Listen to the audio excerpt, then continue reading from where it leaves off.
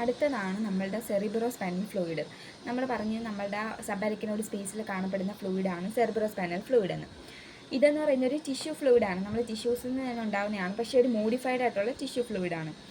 ഇതെന്ന് പറയുന്നത് നമ്മുടെ ബ്രെയിനിൻ്റെ വെൻട്രിക്കുലാർ സിസ്റ്റത്തിലും സബ് സ്പേസിലുമാണ് കാണപ്പെടുന്നത്. ഇതിന് 3 കാര്യങ്ങളാണ് ഇതിനായിട്ട് മെയിനായിട്ട് നമുക്ക് നോക്കേണ്ടത്: ഫോർമേഷൻ, സർക്കുലേഷൻ ആൻഡ് അബ്സോർപ്ഷൻ. ആദ്യത്തേതാണ് ഫോർമേഷൻ. ഫോർമേഷൻ എന്ന് പറയുമ്പോഴത്തേക്ക് എപ്പോഴും ഒരു കൊറോയിഡ് പ്ലെക്സസ് എന്ന് പറയുമ്പോൾ കൂട്ടം എന്നാണ്. കൊറോയിഡ് എന്ന് പറയുമ്പോൾ കാപ്പിലറീസ്, അതായത് നമ്മളെ കാപ്പിലറീസിൻ്റെ ഒരു കൂട്ടത്തിൽ നിന്നാണ് അതിനകത്ത് ലൂസ് ഔട്ട് ചെയ്താണ് നമ്മളെ CSF ഉണ്ടാകുന്നത്. ഇതെന്ന് പറയുന്നത് മെയിനായിട്ട് കാണപ്പെടുന്നത്, ഈ ഒരു കൂട്ടം കാപ്പിലറീസ് കാണപ്പെടുന്നത് നമ്മളുടെ ലാറ്ററൽ, തേർഡ് ആൻഡ് ഫോർത്ത് വെൻട്രിക്കിൾസിലാണ് കാണപ്പെടുന്നത്. പിന്നെ നമ്മളുടെ ബ്രെയിനിൻ്റെയും സ്പൈനൽ കോഡിൻ്റെയും സർഫസിലുള്ള കുറേ കാപ്പിലറീസ് ഉണ്ട്. അവിടെ നിന്ന് നമ്മൾ CSF ഉണ്ടാവാറുണ്ട്. ഇതെന്ന് പറയുന്ന ഒരു 150 ml ആണ് മെയിനായിട്ട് ഉണ്ടാവാറുള്ളത്. ഇതിന് മെയിനായിട്ടുള്ള പ്രഷർ എന്ന് പറയുന്നത് ഒരു 60 to 100 ആണ് നോർമലായിട്ടുള്ള പ്രഷർ. അടുത്തതാണ് ഇതിൻ്റെ സർക്കുലേഷൻ. അതിനകത്ത് ആദ്യമേ നമ്മൾ പറയേണ്ടത്, ഫസ്റ്റ് നമ്മളെ ബ്രെയിനിലുള്ളത് 2 ലാറ്ററൽ വെൻട്രിക്കിൾസ് ആണ്, പിന്നെ ഒരു തേർഡ് വെൻട്രിക്കിലോട്ട് വരും, പിന്നെ അവിടെ നിന്ന് ഫോർത്ത് വെൻട്രിക്കിലോട്ടാണ് വരുന്നത്. അപ്പോൾ ആദ്യം ഇത് ലാറ്ററൽ വെൻട്രിക്കിൾസ് ഉണ്ടാവും, അവിടെ നിന്ന് തേർഡ് വെൻട്രിക്കിൾ എത്തണം. അപ്പോൾ അവിടെ ഉള്ളൊരു ഫൊറാമിന അല്ലെങ്കിൽ ഒരു ഹോളും അല്ലെങ്കിൽ ഒരു ഗ്യാപ്പ്, അതിനെ പറയുന്ന പേരാണ് ഇൻ്റർ വെൻട്രിക്കുലർ ഫൊറാമിന. അപ്പോൾ ലാറ്ററൽ വെൻട്രിക്കിളിൽ നിന്ന് ഇൻ്റർ വെൻട്രിക്കുലർ ഫൊറാമിന വഴി തേർഡ് വെൻട്രിക്കിളിൽ എത്തും. അവിടെ നിന്ന് ഇനി അയാൾക്ക് അടുത്ത ഫോർത്ത് വെൻട്രിക്കിളിൽ എത്തണം. ഫോർത്ത് വെൻട്രിക്കിളിൽ എത്തുന്നത് അക്വിഡക്റ്റ് ഓഫ് മിഡ് ബ്രെയിൻ, അതായത് നമ്മുടെ മിഡ് ബ്രെയിനിലുള്ള ഒരു അക്വിഡക്റ്റ് അല്ലെങ്കിൽ ഒരു പാത്ത്. അത് കാരണം ഇയാൾ ഫോർത്ത് വെൻട്രിക്കിളിൽ എത്തും. ഫോർത്ത് വെൻട്രിക്കിളിൽ എത്തിക്കഴിഞ്ഞാൽ നമുക്ക് 2 പാത്താണ് ഉള്ളത്. ഒന്ന് നമ്മളുടെ സ്പൈനൽ കോഡിൻ്റെ സെൻട്രൽ കനാലിൽ, നമ്മൾ സ്പൈനൽ കോഡ് ഇങ്ങനെ വരച്ചിട്ട് മറ്റേ ഒരു ബട്ടർഫ്ലൈ സ്ട്രക്ചർ വരച്ചിട്ട് നടുക്ക് വരയ്ക്കുന്ന സെൻട്രൽ കനാൽ, ഈ സെൻട്രൽ കനാലിലോട്ട് കുറച്ച് CSF പോകും ഫോർത്ത് വെൻട്രിക്കിളിൽ നിന്ന്. അടുത്ത കുറച്ച് CSF ആണ് നമ്മളുടെ സിസ്റ്റേൺസിലോട്ട് പോകുന്നത്. അവിടെ ഉള്ള അപ്പർച്ചർ നമ്മൾ നേരത്തെ പഠിച്ച 1 മീഡിയൻ മെജൻഡിയും 2 ലാറ്ററൽ ലഷ്കയും ഇതുവഴി നമ്മളെ സിസ്റ്റേൺസിലെത്തും. ഇവർക്ക് സിസ്റ്റേൺസിലെത്തും. പിന്നെ സ്പൈനൽ കോഡ്, നമ്മളെ സ്പൈനൽ കോഡിനകത്തുള്ള സബ് സ്പേസ് ഉണ്ടല്ലോ, അങ്ങോട്ടും പോകും. അത് സ്പൈനൽ കോഡ് ആൻഡ് കോഡ് ഈക്വേനലുള്ള സബ് സ്പേസിൽ പോകും.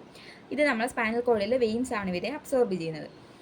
ഇനി അടുത്ത നമ്മളെ സിസ്റ്റേൺസിലെത്തി വരും, അതായത് നമ്മളെ മെജൻഡി ലഷ്ക വഴി നമ്മൾ സിസ്റ്റേൺസിലെത്തി. ആദ്യമേ സിസ്റ്റാണ മാഗ്നിയിലെത്തും, പിന്നെ സിസ്റ്റാണ പോണ്ടിസിലെത്തും, പിന്നെ ഇവർ ടെൻഡോറിയൽ നോച്ചിലെത്തും, പിന്നെ ഇൻഫീരിയർ സർഫസ്. അപ്പോൾ നമ്മൾ സെറിബ്രം ഇങ്ങനെ വരയ്ക്കുവാണെങ്കിൽ ആദ്യമേ ഇൻഫീരിയർ സർഫസ് ഓഫ് സെറിബ്രത്തിലെത്തും, പിന്നെ സൂപ്പറാലാറ്ററൽ സർഫസ് ഓഫ് സെറിബ്രത്തിലെത്തും. ഇവിടെ നമ്മൾ സബ് അരക്കിനോട് മാറ്ററിനകത്ത് നമ്മളുടെ ഗ്രാനുലേഷൻസ് ഉണ്ട്, അരക്കിനോട് ഗ്രാനുലേഷൻസ് ഉണ്ട്. ആ ഗ്രാനുലേഷൻസ് വഴി ഇവർ അബ്സോർബ്ഡായി സുപ്പീരിയർ സജീറ്റൽ സൈനസിനകത്തോട്ടായിരിക്കും അബ്സോർബ് ആകുന്നത്.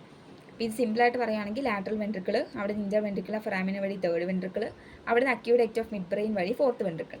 അവിടെ നിന്ന് അതിന് 2 പാത്തുണ്ട്. ഒന്ന് സെൻട്രൽ കനാലിലോട്ട് പോകും, ഒന്ന് നമ്മളുടെ അപ്പർച്ചർസ്, അതായത് നമ്മളെ median foramen of Magendie, foramen of Luschka വഴി സിസ്റ്റേൺസിൽ ഓപ്പൺ ആവും. സിസ്റ്റാണ മാഗ്ന, സിസ്റ്റാണ പോണ്ടിസ്, പിന്നെ tentorial notch, inferior surface, supralateral surface, പിന്നെ അവിടെ നിന്ന് അരക്കനോട് ഗ്രാനുലേഷൻസ്, അവിടെ നിന്ന് അബ്സോർപ്ഷനായി സുപ്പീരിയർ സജിറ്റൽ സൈനസ് വഴി പോവും. അതിൻ്റെ കൂടെ തന്നെ നമ്മൾ സബ് സ്പേസ്, സ്പൈനൽ കോഡിലെ സബ് സ്പേസിലോട്ട് പോയി സ്പൈനൽ കോഡിലെ വെയിൻസ് വഴി അബ്സോർബ് ആവുന്നുണ്ട്. ഈ ഒരു ഫിഗറിൽ നോക്കുവാണെങ്കിൽ ഇതാണ് നമ്മളെ ലാറ്ററൽ വെൻട്രിക്കിൾസ്, ഇത് നമ്മളെ തേർഡ് വെൻട്രിക്കിൾ, ഇവിടെയാണ് ഫോർത്ത് വെൻട്രിക്കിൾ വരുന്നത്. അവിടെ മുന്നേ ഉള്ളതാണ് സെറിബ്രൽ അക്വിഡക്റ്റ്. പിന്നെ നമ്മളെ ഫൊറാമിന ഓഫ് ലഷ്ക, അതാണ്ട് ലാറ്ററലി ഇരിക്കുന്നത്, ഇവിടെ നമ്മളുടെ ലാറ്ററലി ഉള്ള 2 ഫൊറാമിന ഓഫ് ലഷ്ക, അതിന് മീഡിയയിലുള്ള ഫൊറാമിന ഓഫ് മെജൻഡി.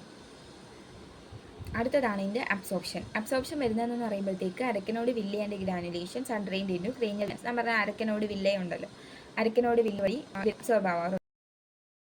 നമുക്ക് ഈ സർഫസിൽ കൂടെ വന്ന് ഈ അരക്കനോട് വില്ല വഴിയാണ് അബ്സോർബായിട്ട് പോകുന്നത്. അടുത്ത അബ്സോർപ്ഷനാണ് നമ്മളെ പെരിന്യൂറൽ ലിംഫാറ്റിക്സ്, അതായത് നമ്മളെ first, second and 8th cranial നെർവ്സിന് ചുറ്റുമുള്ള പെരിന്യൂറൽ ലിംഫാറ്റിക്സ്, അതായത് നമ്മൾ ആ നെർവ്സിന് ചുറ്റുമുള്ള ലിംഫാറ്റിക് വെസൽസ് ഉണ്ട്. ഈ വെസൽസ് വഴിയും നമ്മളുടെ CSF അബ്സോർബായി പോകാറുണ്ട്. അടുത്തതാണ് ഇതിൻ്റെ ഫങ്ഷൻസ്. നമ്മൾ നെർവസ് ടിഷ്യൂവിൽ പെട്ടെന്നൊരു സഡൻ പ്രഷർ വരുവാണ്, അപ്പോൾ അതിനെ ഡിക്രീസ് ചെയ്യാൻ വേണ്ടി നമ്മളെ CSF നമ്മളെ ഹെൽപ്പ് ചെയ്യും. പിന്നെ മെയിനായിട്ട് നമ്മളെ ബ്രെയിൻ ടിഷ്യൂസിനകത്തുള്ള നറിഷ്മെൻറ്റ് ഫുള്ള്, അതായത് ബ്രെയിനിന് കിട്ടുന്ന ഓക്സിജനും ന്യൂട്രിയൻസും എല്ലാം കിട്ടുന്നത് നമ്മളുടെ CSF വഴിയാണ്. പിന്നെ നമ്മുടെ ബ്രെയിൻ ടിഷ്യൂ എന്ന് പറയുന്നത് ഒരു 3 to 5 മിനിറ്റ്സ് വരെയും അതിന് ഗ്ലൂക്കോസോ ഓക്സിജനോ ഇല്ലാതെ മാക്സിമം 5 മിനിറ്റ്സ് വരെ അതിന് സർവൈവ് ചെയ്യാൻ പറ്റുള്ളൂ. അതായത് 5 മിനിറ്റ്സ് ഓക്സിജനോ ഗ്ലൂക്കോസോ കിട്ടിയില്ലെങ്കിൽ ബ്രെയിൻ ടിഷ്യൂ അപ്പോഴേ എത്താൻ തുടങ്ങും. അപ്പോൾ അതിന് constant supply of oxygen and glucose ആവശ്യമുണ്ട്. അത് പ്രൊവൈഡ് ചെയ്യുന്നത് നമ്മളുടെ CSF ആണ്.